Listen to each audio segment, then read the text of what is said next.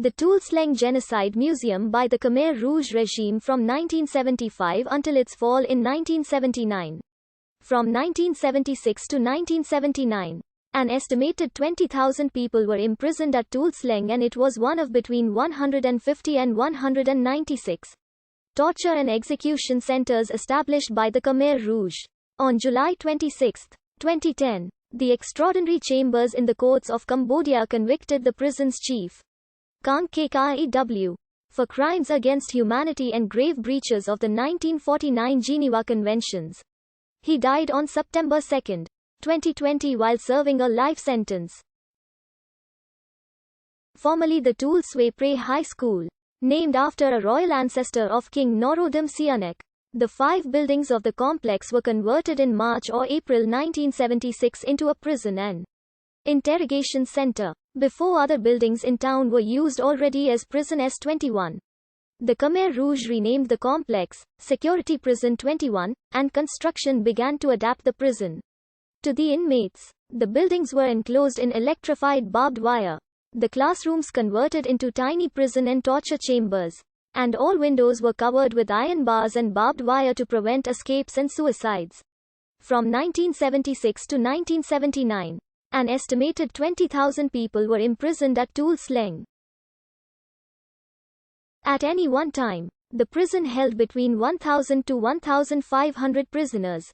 They were repeatedly tortured and coerced into naming family members and close associates, who were in turn arrested, tortured and killed. In the early months of S21's existence, most of the victims were from the previous Lon Nol regime and included soldiers, government officials, as well as academics, doctors, teachers, students, factory workers, monks, engineers, etc. Later, the party leadership's paranoia turned on its own ranks, and purges throughout the country saw thousands of party activists and their families brought to Tuol Sleng and murdered.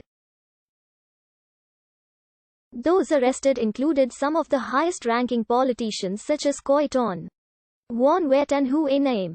Although the official reason for their arrest was espionage, these men may have been viewed by Khmer Rouge leader Pol Pot as potential leaders of a coup against him. Prisoners' families were sometimes brought en masse to be interrogated and later executed at The Choang Ek Extermination Center. In 1979, the prison was uncovered by the conquering Vietnamese army. At some point between 1979 and 1980, the prison was reopened by the Government of the People's Republic of Kampuchea as a historical museum memorializing the actions of the Khmer Rouge regime. Upon arrival at the prison, prisoners were photographed and required to give detailed autobiographies, beginning with their childhood and ending with their arrest. After that, they were forced to strip to their underwear, and their possessions were confiscated.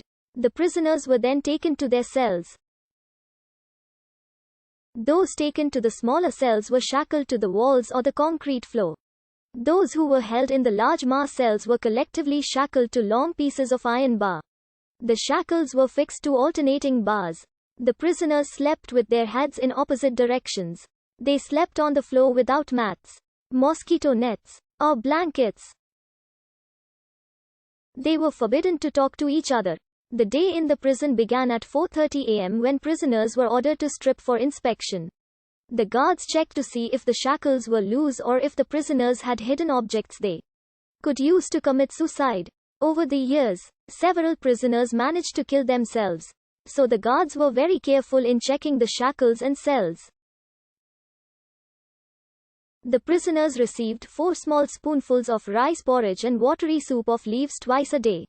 Drinking water without asking the guards for permission resulted in serious beatings.